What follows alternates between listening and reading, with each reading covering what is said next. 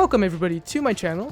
This is Mon, and in this video I'm gonna go over how to properly do the Netherworld crit build. So without further ado, let's get right into it. As per usual tradition, let's take a look at how the gun works. So for its weapon features, when all projectiles hit, there is a 50% chance to trigger Fast Gunner, which means it's really important for this gun that you have to stay close to your target. If you're not close to your target, you're not going to land all of your pellets, and that's going to hurt this gun's damage.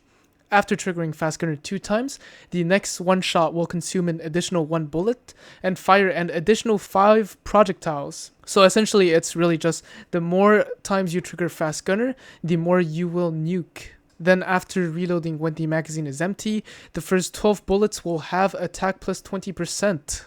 Now let's just take a quick look at what Fast Gunner is. So Fast Gunner, it's a continuous buff, and while skill is in effect, each stack grants fire rate plus 1% and attack plus 1% for 2 seconds. Now do note that the effect duration is reset upon triggering Fast Gunner, and that the effect can stack up to 5 times by default.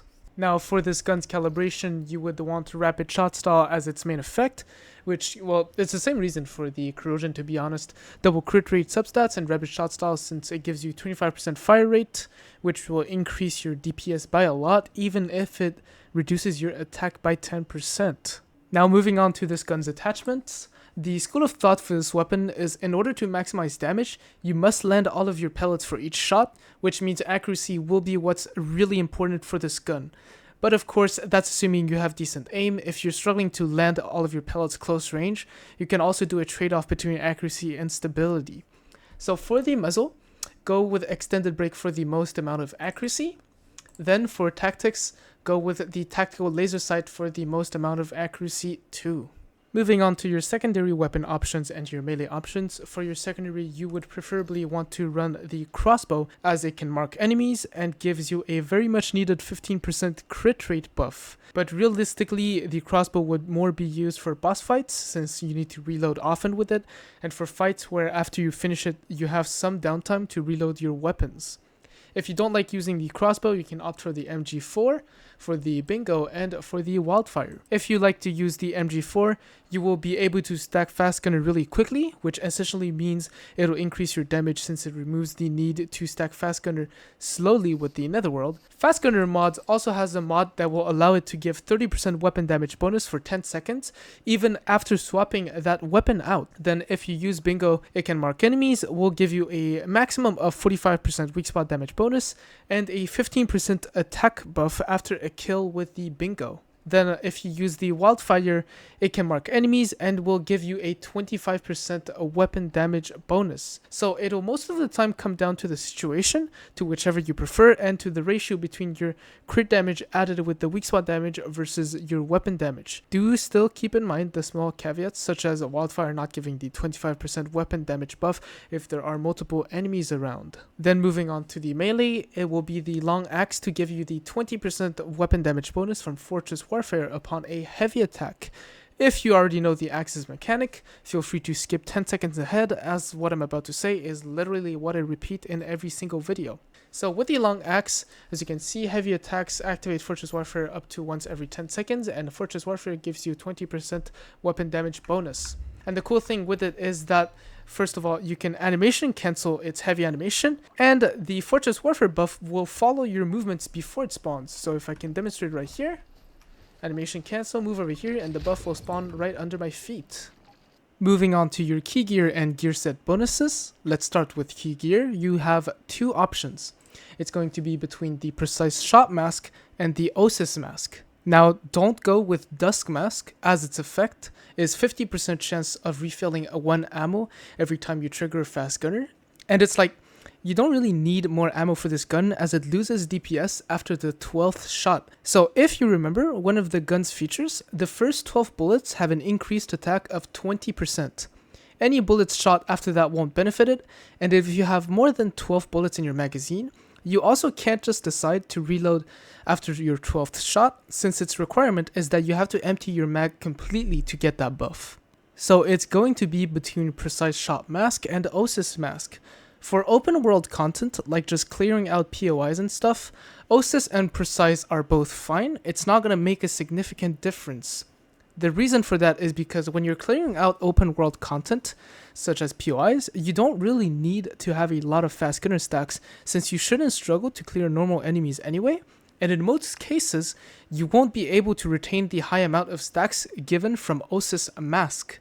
And on the other side, it can actually be more beneficial to run Precise Shot Mask for its quality of life thanks to its increased reload speed every time you trigger Fast Gunner. However, for content such as Prime War or Monoliths, where you can stack Fast Gunner and retain the stacks, then Osis Mask is better. So Precise Shot increases your reload speed by 25% for each Fast Gunner trigger, stacking up to 10 times, and the stacks are lost from swapping to another weapon, which makes it useless if you want to swap to secondary or melee to gain buffs. However, for the Osis Mask, it adds 10 additional Fast Gunner stacks, and now each Fast Gunner stack increases attack by an additional 1%, which means you can have even more fire rate due to just having more Fast Gunner stacks if you're able to reach them, and also more attack. So in technicality from this key gear, you also get back the attack lost from Rapid Shot Style. Before I move on to gear set bonuses, I just want to say that if you enjoyed this video or enjoy my guides in general, consider subscribing to my channel and liking this video to support me and to see more content from me. Anyway, moving on to gear set bonuses, keep in mind this will be more tailored towards harder content. So first of all, you would want to run a 4-piece Lone Wolf with 1-piece Bastille combo. You will benefit from each line of Lone Wolf's buffs, and the 10% weapon damage buff from the 1-piece Bastille will increase your damage too, as long as your HP is above 70%. Now you might think that the 8% crit rate increase buff from Lone Wolf's 4-piece won't be used to its maximum potential, and you'd be right. However, crit rate is pretty important for a crit build, and most of that 4-piece buff will still be used, even if you're not fully stacked with the Fast Gunner effect. So each mag, you will dump out most, if not all of your 12 buffed bullets before that buff runs out anyway. And the really important part is that most, if not all of those 12 first bullets benefit from that buff, which is why the 4-piece Lone Wolf and the 1-piece Bastille will be preferred. And because you're able to maximize or almost maximize this effect for your buffed bullets, that is why the 4-piece Lone Wolf with 1-piece Bastille will be preferred. If you're not confident in stacking a lot of Fast Gunner stacks for the situation that you'll be in, you can decide to run a 3-piece Lone Wolf combo with 2-piece Bastille so that you'll still have the same effect as the first option, but instead of gaining the 8% crit rate and 12% crit damage from Lone Wolf's 4-piece buff, you now have 20% reload speed bonus. If you don't have 2-piece Bastille, you can also do a 1-piece Bastille with 1-piece Renegade, but it will be slightly weaker since Renegade gives 5% less reload speed bonus than the 2-piece Bastille effect. If you don't like to have your buffed locked behind HP percent, and you don't want to use the best in slot mentioned as the first option, you can opt for 3-piece Lone Wolf with 2-piece Renegade, which would make all of your gear buffs not dependent on HP, but the 2-piece Renegade effect would be locked behind dealing weak spot damage. Also, assuming you're always above 70% HP, the damage part per se from 2-piece Bastille is better than the damage part per se from 2-piece Renegade, because Bastille gives weapon damage, Renegade gives weak spot damage, and because weak spot is additive with your crit damage and you are most likely to have quite some crit damage, more than weapon damage at least, Bastille will then be better. Now for your Cradle buffs, let's start with the mandatory ones, or always mandatory ones. Run handgun enhancement for the 20% shotgun damage and for the reload. Then go with tactical combo for the 25% weapon damage after swapping weapons or reloading. Steady hand, so while in Fortress, Warfare, or Fast Gunner status, you'll gain weak spot damage plus 40%. And the second part of that buff, which is separate from the first part, would be weak spot damage to the bullseye plus 20%. So you can actually gain up to 60% weak spot damage bonus from Steady Hand. Now, if you play on a server which advantages Fast Gunner, you should also pick Fast Pursuit to give you that much needed 10% crit rate and the 15% weapon damage bonus. Then for the situational ones, you can pick a Master Tactician for the bonus damage versus Great Ones, Deviation Master for the bonus damage against Great Ones and Elites, Lone Walker for the bonus damage and just for the survival buffs against monsters if you're fighting solo, Bounty Hunter to get 25% weapon damage bonus and 35% weak spot damage bonus after killing an enemy that you've marked, then Anti-Void Shotgun so that the shotgun now can kill Super Anomaly Void by itself. Of course, if you struggle to survive, you can always remove a buff that you won't really need for more survivability. So you could go for Advantage Barrier for a 30% max HP shield and 15% weapon damage reduction. Now let's go over the Substats Priority. For your gun and mask mod, you want to preferably run a fast gunner mod, as its substats scale higher than your normal suffix mods. You should be looking for crit damage bonus when in fast gunner state, and 2 damage bonus versus a certain enemy type. It's not the end of the world if you get bonus weak spot damage when in fast gunner state, as it's essentially crit damage, but only when you shoot at a weak spot and when you crit, since weak spot damage bonus is additive with crit damage. However, avoid fast gunner trigger chance to the very least on the main weapon, and the reason for that is because you can only have 2 weapon feature suffix mods, which means you can only have 2 fast gunner mods.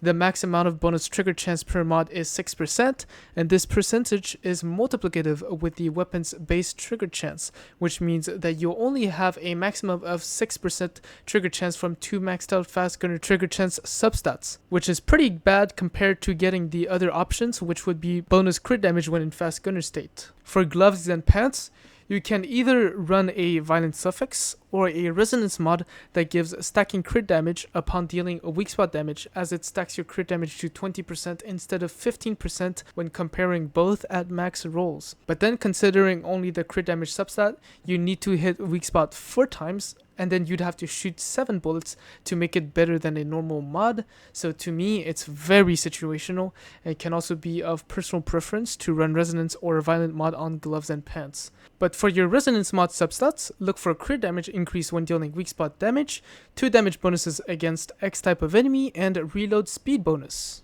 Then for all your other mods, look for Violent Suffix. The substats priority from Violent Suffix mods should be 2 damage bonus versus X type of enemy substats, and a weapon damage bonus substat. If you remember the last weapon feature for this weapon, it says that your first 12 bullets after reloading an empty magazine will have their attack buffed by 20%.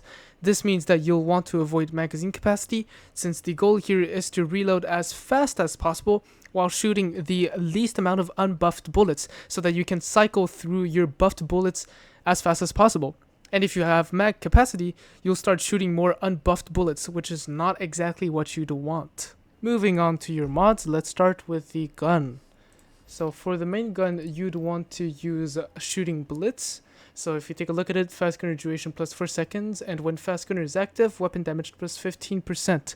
This is really important since it allows you to retain your fast gunner stacks even after reloading.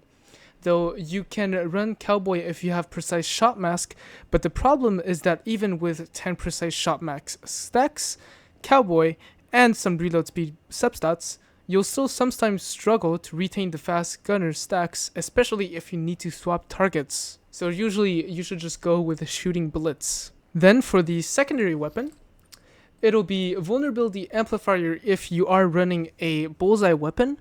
However, if you run the MG4, preferably you would want to run Shootout. So if we can take a look at it, when triggering fast gunner, weapon damage plus 1.5 seconds, plus 1.5%, for 10 seconds, up to 20 stacks. When you stack it to its maximum value, it'll be 30% weapon damage, and you actually keep the stacks upon swapping to another weapon, and the timer on the duration of that buff will depend on the last time you triggered fast gunner. So you will keep that buff for 10 seconds. Moving on to your head mod, your options will be between Momentum Up, Fateful Strike, and Precise Strike. The choice will depend on how good their substats are, and here are the key differences between them. So Fateful Strike will perform better than the 2 other mods if you're not hitting weak spots, and if you are, then the 2 other mods will perform better. So Precise Strike will perform the best as long as you hit weak spots, since it pretty much gives 36% weak spot damage bonus after your 3rd shot. So you'll essentially be gaining a total of 540% weak spot damage bonus, assuming you did not trigger the 2 bullet consumption passive from this gun before fully stacking the mod. Now, of course, if you trigger it, you'll be gaining more from this, right? However, Momentum Up would perform better than Precise Strike if you're not hitting weak spots, but if you are, then it wouldn't be. For the mask, assuming you are constantly dealing weak spot damage, Gunslinger will then deal more damage as it directly gives 30% weak spot damage the moment you trigger Fast Gunner once and stay in that state. However, if you are not consistently dealing weak spot damage, then Blitzkrieg will do better. And also, Blitzkrieg will give you more DPS when your Fast Gunner stacks are fully stacked. So really pick the mod depending on which one has better substats and / or which one is more suited for the fight you're going for. Then moving on to your gloves mod, you would preferably want to be running a crit boost, then crit amp. As usual, lean towards the mod that has the better substats on the fight, but essentially we will prefer crit boost due to the lack of crit rate compared to the amount of crit damage that you can get on this weapon. Then moving on to shoes, covered advance is the preferred option. As usual, it's either less conditional or / and gives more buffs than the other options. For top, it's going to be between Munitions Amplifier and Crit Damage Enhancement, keeping in mind which mod has better substats. This will also heavily depend on your crit damage to munitions damage percent ratio, to your weapon damage percent ratio, which means in big lines, you pick whichever you have the least. However, most of the time, you'll probably want to run Munitions Amplifier as you won't always crit, and in general, you have more crit damage than weapon damage bonus. Then lastly for pants, the best option is Deadshot. You'll stack it to its max value after half your mag, or a little bit more since Deadshot procs only on each shot fired, not ammo consumed, and as we know, this gun can consume more bullets per shot, so yeah. However, if you don't have a good one, you can always consider Bullet Siphon or 3 Strikes in order of value. Now moving on to the food buffs, let's start with the drinks. So there are no drinks that can directly buff your damage, so just go with either iced tea for the increased movement speed or Stardust Raspberry Shaved Ice to increase the bullseye effect duration if you use a bullseye weapon. And then for food, mixed fried hot dog will be best as long as you're shooting against marked targets. Otherwise, pick crumbly bread to increase your weapon damage by 25%. If you're shooting against a non-marked great one, eat bone-in deviated sausage, and of course don't forget that there are also other options if you're not able to craft these ones, but I won't dive into them. And also that the pan-fried fish buffs are stackable, so you should definitely eat the sea bass one to give you increased fire rate, the angelfish for increased crit damage, and the pompano for increased weak spot damage. If you enjoyed this video, consider subscribing to my channel and liking the video as it helps me a lot. I already have many guides uploaded on my channel and many more are still to come. So for now, take care and I'll see ya in my next one.